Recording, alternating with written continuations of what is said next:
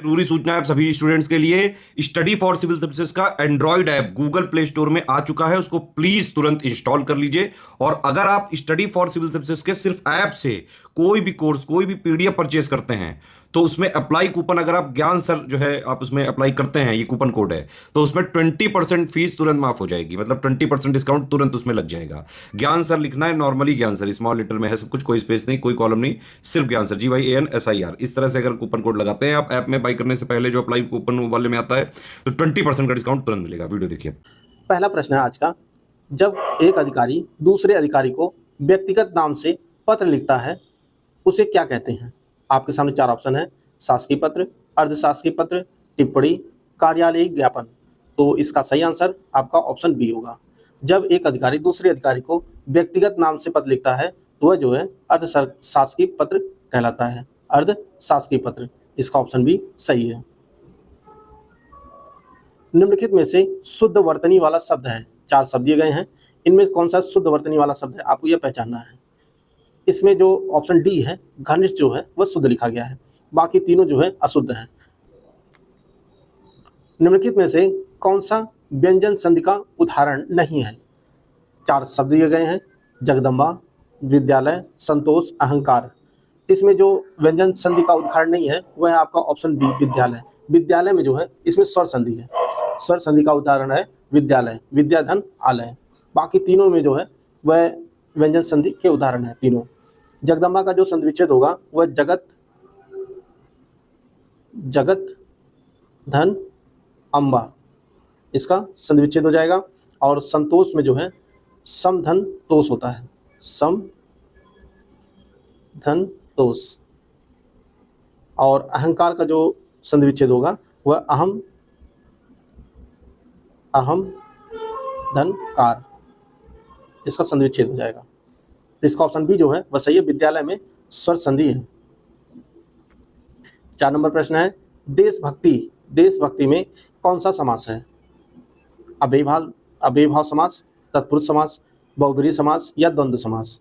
तो इसमें जो है तत्पुरुष समास है। देशभक्ति में जो है तत्पुरुष समास है। देश के लिए भक्ति, इसमें तत्पुरुष समास है। इसका ऑप्शन बी जो है वह सही है। 5 नंबर प्रश्न है, निम्नलिखित में से कौन सा शब्द, किस शब्द में अ उपसर्ग नहीं लगा है? अकथ, अभेद, अचूक, अनुज। तो इसमें जो अ उपसर्ग नहीं लगा जिस शब्द में वह है अनुज। अनुज में जो है अनु उपसर्ग जुड़ा हुआ है। बाकी तीनों जो है अकथ, अभेद, अचूक, तीनों में जो है अ उपसर्ग जुड़ा है, लेकिन अनुज में जो है अनु उपसर्ग जुड़ा हुआ है, अनु। तो इसका ऑप्शन डी जो है वह सही है। निम्नलिखित में से कौन सा शब्द तत्सम नहीं है, यानी कौन सा शब्द तद्भव है? कपाट, कीटक, कूची, कुंभकार। तो इसमें जो तद्भव शब्द है, इसमें जो तत्सम शब्द नहीं है वह है कूची। कूची जो है यह तद्भव शब्द है, और इसका जो तत्सम हो जाएगा कूर्चिका, कूर्चिका, कूर्चिका इसका तत्सम रूप हो जाएगा। तो इसका ऑप्शन सी जो है वह सही है। निम्नलिखित में से कौन सा शब्द द्रव्यवाचक संज्ञा है? खटाई, मिठाई, ठंड, दूध। तो इसका जो सही आंसर हो जाएगा वह हो जाएगा आपका ऑप्शन डी, दूध शब्द जो है यह द्रव्यवाचक संज्ञा है।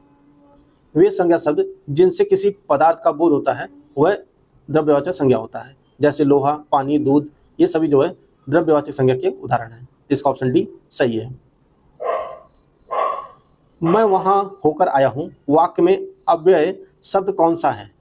मैं वहां होकर आया हूं वाक्य में, इसमें जो है वहां जो शब्द है यह अव्यय शब्द है, अव्यय शब्द है। इसका ऑप्शन बी जो है वह सही है। निम्नलिखित में से कौन सा एक अनाथ का पर्यायवाची नहीं है? बेसहारा, यतीम, अनाड़ी, निराश्रित। तो इसमें सही आंसर है इसका ऑप्शन सी, अनाड़ी अनाथ का पर्यायवाची शब्द नहीं है। बाकी तीनों जो है पर्यायवाची शब्द हैं अनाथ के, बेसहारा, यतीम और निराश्रित। अनाड़ी का जो पर्यायवाची होता है अनभिज्ञ, अजान, अज्ञानी, ये सभी जो है अनाड़ी के पर्यायवाची हैं। कौन सा विलोम युग्म सुमिलित नहीं है? भूगोल, खगोल, अनुराग, विराग, जय, पराजय, शुभ, अनिष्ट। तो इसमें जो युग्म सुमिलित नहीं है वह आपका ऑप्शन डी, शुभ का जो विलोम होता है वह अशुभ होता है, अशुभ। बाकी तीनों जो है युग्म सही सुमेलित हैं। भूगोल का खगोल होता है, अनुराग का विराग होता है और जय का पराजय। इसका ऑप्शन डी सही है। अपने रिक्त स्थान की पूर्ति करना है के लिए लड़ना धर्म है। रिक्त स्थान के लिए जो है कौन सा शब्द उचित है? सत्व, स्वत्व, सम्मत या सम्मत? तो इसका जो सही आंसर हो जाएगा वह हो जाएगा आपका ऑप्शन बी, स्वत्व। इसमें जो है अपने स्वत्व के लिए लड़ना धर्म है। और सत्व का जो अर्थ होता है, स्वत्व का, वह होता है अधिकार। अपने अधिकार के लिए लड़ना धर्म होता है। तो यह वाक्य जो है पूरा हो जाएगा। इसका ऑप्शन भी सही है। अनियमित के लिए उचित वाक्यांश चुनें। 4 वाक्यांश दिए गए हैं अनियमित के लिए। जिस पर कोई नियंत्रण ना हो, जो नियमानुकूल ना हो, जिसके संबंध में कोई निर्णय ना हुआ हो या जिसका निवारण ना हो सका हो। तो इसका जो सही आंसर हो जाएगा वह हो जाएगा आपका ऑप्शन बी, जो नियमानुकूल ना हो उसके लिए जो एक शब्द होगा वह अनियमित होगा। इसका ऑप्शन भी सही है। जिस पर आक्रमण हो, वाक्यांश के लिए एक शब्द जो होगा वह होगा आक्रांत। जिस पर आक्रमण हो उसके लिए जो एक शब्द होगा वाक्यांश के लिए आक्रांत होगा। इसका ऑप्शन सी सही है। 14 नंबर प्रश्न है, उस विकल्प का चयन कीजिए जो निम्न मुहावरों का अर्थ व्यक्त करता है। लंगोटी में फाग खेलना। लंगोटी में फाग खेलना मुहावरे का अर्थ क्या होगा? बहुत खराब कर देना, दुख सहते जाना, दरिद्रता में आनंद लूटना, लड़ने के लिए तैयार होना। तो इसका सही आंसर है वह है आपका ऑप्शन बी, ऑप्शन सी, दरिद्रता में आनंद लूटना। लंगोटी में फाग खेलना मुहावरे का अर्थ होता है। इसका ऑप्शन सी सही है। निम्नलिखित में से व्याकरण दृष्टि से शुद्ध वाक्य कौन सा है? 4 वाक्य दिए गए हैं, इनमें कौन सा शुद्ध है आपको ये बताना है। ए ऑप्शन है, वे अनेक विषय के ज्ञाता थे। बी ऑप्शन है, सब लोग अपनी राय दें। और सी ऑप्शन है, आंसू से मेरा रुमाल भीग गया। और डी वाला ऑप्शन जो है, इस समय 4 बजे हैं। तो इसमें जो व्याकरण की दृष्टि से शुद्ध वाक्य है वह है आपका ऑप्शन डी, इस समय 4 बजे हैं, यह शुद्ध वाक्य है। ए वाले में क्या गलती है? वे अनेक विषय के ज्ञाता थे। तो इसका जो शुद्ध वाक्य होगा, वे अनेक विषयों के ज्ञाता थे, तो यह जो है शुद्ध हो जाएगा। सब लोग अपनी राय दें, तो इसमें जो शुद्ध होगा, सब लोग अपनी अपनी राय दें, तो यह शुद्ध हो जाएगा। आंसू से मेरा रुमाल भीग गया, इसमें आंसुओं से मेरा रुमाल भीग गया, यह शुद्ध हो जाएगा। इसमें ऑप्शन डी जो है वह शुद्ध वाक्य है, बाकी तीनों जो है अशुद्ध वाक्य है।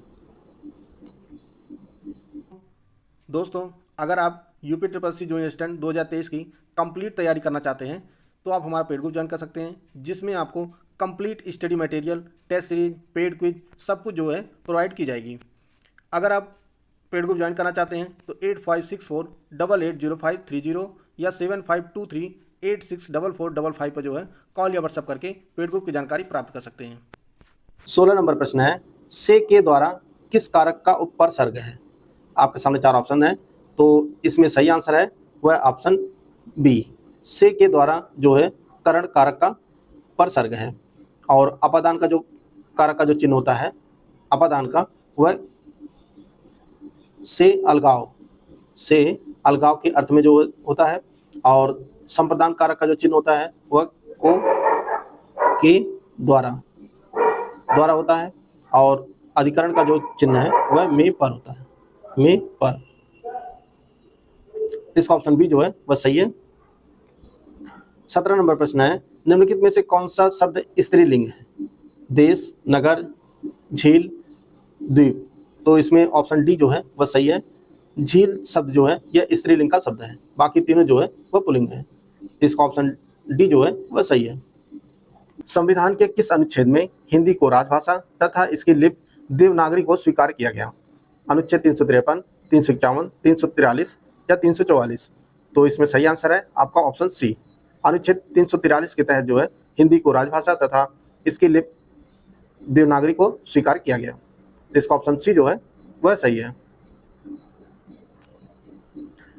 जहां वाक्य की गति अंतिम रूप ले ले, विचार के तार टूट जाएं, वहां किस चिन्ह का प्रयोग किया जाता है? योजक का, अल्पविराम का, उद्धरण चिन्ह का या पूर्ण विराम का?